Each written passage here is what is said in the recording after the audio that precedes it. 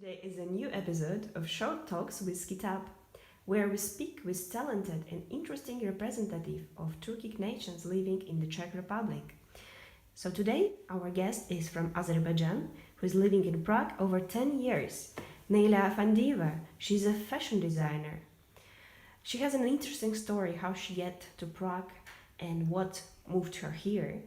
And this story is written in her webpage, nanain.cz, and we highly recommend to take a look at. So now we proceed with our first question. Hello, Neila. Hello. Can you tell us about living here for 10 years? How did you realize, what did you realize, how did you understand, or how did you discover the Czech Republic and Czech people during these 10 years? Well, discovery starts with the learning a language, finding these differences within the Slovak group of languages. Since we speak Russian, of course, it's for us a bit easier to learn and understand, but it's so far from the Turkish mentality, and it's so far from that part of my mentality. However, it took me some time to get fluent in the Czech language and be able build my auditory, start offering my services, working as a fashion designer. So through this, since I've started, basically I started to discover Czech people.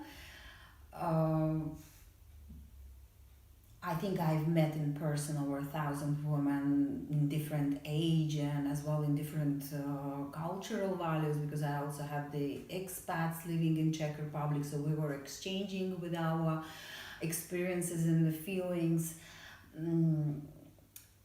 Yes, of course we are different. It's East and West. It's always been and will be like this.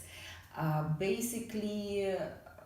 It starts with the aspect of hospitality. It starts with the aspect of personal boundaries, how close you can get with someone, or basically how far is the distance that you are trying to hold between two people in communication. One thing that we definitely agree, I mean, when I say we, I mean the expats, because we were talking about these topics and subjects many times. Of course, that's the fact. The Czech people, they might smile on your face. They would be very nice. They could be really good friends, like a colleagues. But there is always a certain frame or the limit that they will let you go through or into their life. Yeah, it took me years to get okay with that. Because for us, as again, I think generalize as well as a Turkish culture, because we are getting open very fast. We can invite home the first weirdo stranger that we met somewhere, had a little chat. We will say, hey, come over to my place, have a cup of tea, have a little talk. Oh, you don't have a place to sleep, I have a bed, like we are like this. Nothing, neither good, neither bad. It's just, I think it would be nice to have a golden middle. Ever happened to you when Czech people asked you, where is the Azerbaijan? What is it? Is the existing country? That's the funniest thing happens normally here. Again, I cannot just separate Czechs or other world, because Prague is very international, and of course wherever you go you meet all kind of people from all around the world. And of course, like, hello, who you are, like, where are you from, is like most popular question. And then you say Azerbaijan, I can nearly explain you the reaction of the opposite side. Is it a bitty what? I was like, oh, that means they have no idea what it is. Another reaction is like, oh, Baku. And then my reaction is like, wow, Yeah, well, of course, it depends that who you talk with. A lot of people I meet who actually even traveled there, at least even who traveled to Georgia or around this region. It's really nice actually meet people who more or less familiar with our cultural differences and knows geographically where we are. Yeah, but my favorite moment, it was, I think it's going to stay here forever. It's on one event when I met a man, and again, like, where are you from? I said, like, I'm from Azerbaijan. He looked at me like this. He said, okay, I lived in 27 countries. I've seen the world, but you are most exotic person that I ever met in my life. I looked at him and said, like, I didn't know how to react, seriously. So, well, since then, it stayed here, like, I'm really most exotic person, I guess. Like, really? You're Azeri? Yes, I am. No one really believes that I'm originally Azeri. I always face with that moment explaining people. What are the most things you are missing here in Czech Republic about Azerbaijan? Oh, hospitality services again, endlessly. That warmth, yeah. And, well, we say, if here in Prague there would be a sea, that would be the best place in the earth. What do you like the most about Czech Republic and Czech people? Well, okay, when we talk about Czech Republic, I didn't have much of possibility to travel and see all beautiful places. But since I'm located in Prague, of course I appreciate beauty and aesthetics of Prague. Architecture, I love walking through the streets, I enjoy every little detail, and the fact that it's colorful, it makes it even more magical and romantic. I don't know, I'm an artist, so I see things like this. For me, it's first of all, and it's always been and will be important, what I am surrounded with, and what I see with my eyes. And so far, what I see here during these 10 years, I think that's the main thing what holds me on here. One of the things that attracted me and made me to move over here is the incredible feeling of this freedom that you can have.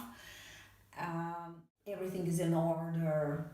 There is a law stands behind you. You have a guarantees in life, insurances. I mean, yeah, people could complain about like this monthly payments you should do or taxes, but seriously, everything that you discover in life happens when you compare things, and that comparison shows us big views and possibilities in life here. Nothing wrong would ever happen to you here until you create the troubles for yourself in your life. That's the way I say it normally. Otherwise, everything is just right there for you.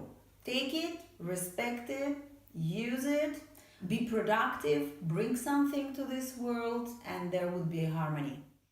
Are there some things you like or hate the most in the Czech Republic? Oh, hate is a very strong word to use. It's almost on the limits. Okay, there is one thing. I dare to say it not just from myself. I dare to say it again because we were talking to my friends and many people, we all agree on this fact so far. Services. Services? Yes, in restaurants, in public places. When you compare it to the services that you can receive in my country, and I mean, you know, the Turkish service is the best service in the world. Yeah, not even Italian be compared with the Turkish service. Greeks trying to get there, but really not happening. Because we have it in the blood. We have like this feeling of hospitality. We enjoy serving people. We really live that moment, you know, bringing a cup, creating like this comfort for a guest and everything.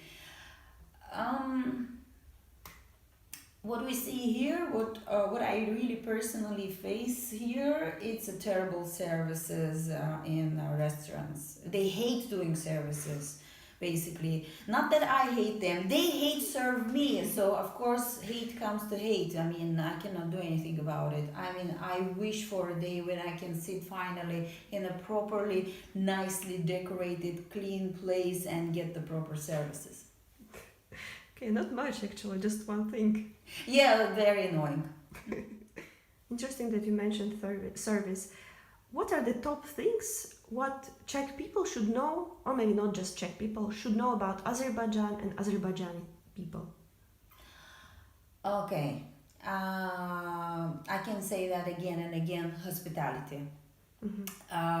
It's just such a big thing. It's a main thing about us, and it's really, you should like know, not just to know, but learn to appreciate that. We love to cook as well and enjoy what we eat.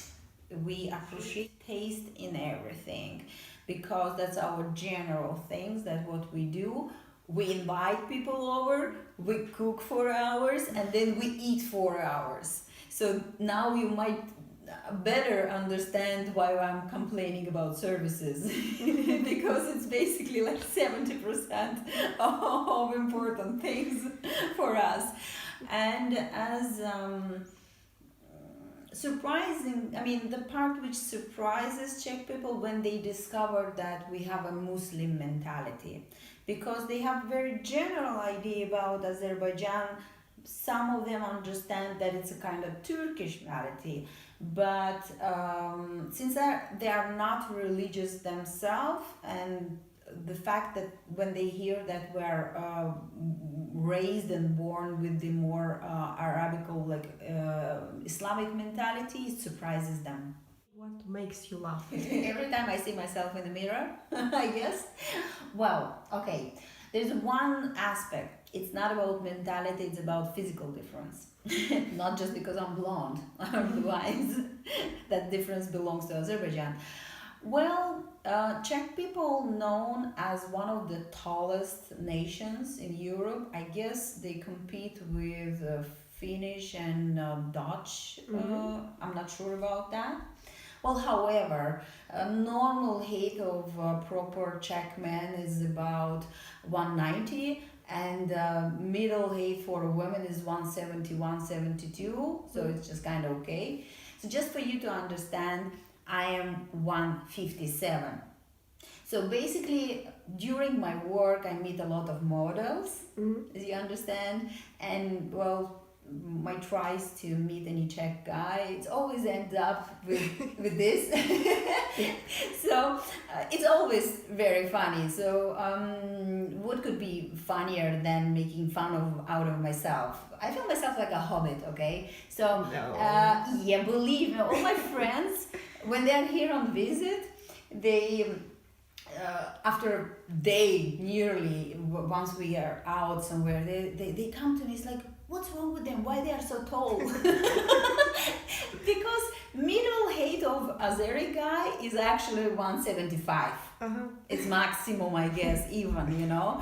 So, and for a girl, is a normal height is 160. Yeah, 55, 160. So it's a 30 centimeter difference there, like a giraffe for us. But do you like high heels?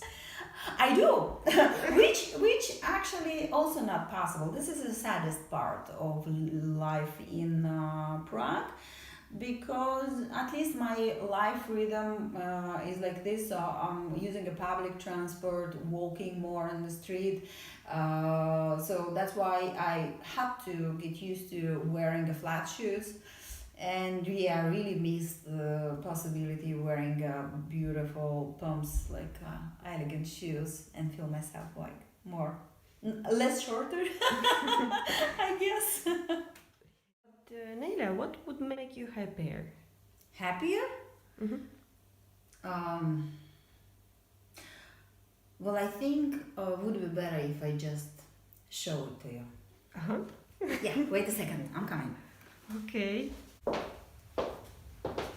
Wow, beautiful. Amazing. Yeah.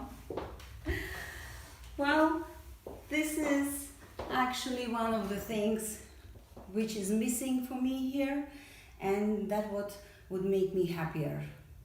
I wish to feel myself more often like this. I wish to have a possibility to dress like this. I wish to have a bigger market where that such a exaggerated elegance luxury label would be in demand. And sadly, Czech market has very small segment about that. But however, I am on my creative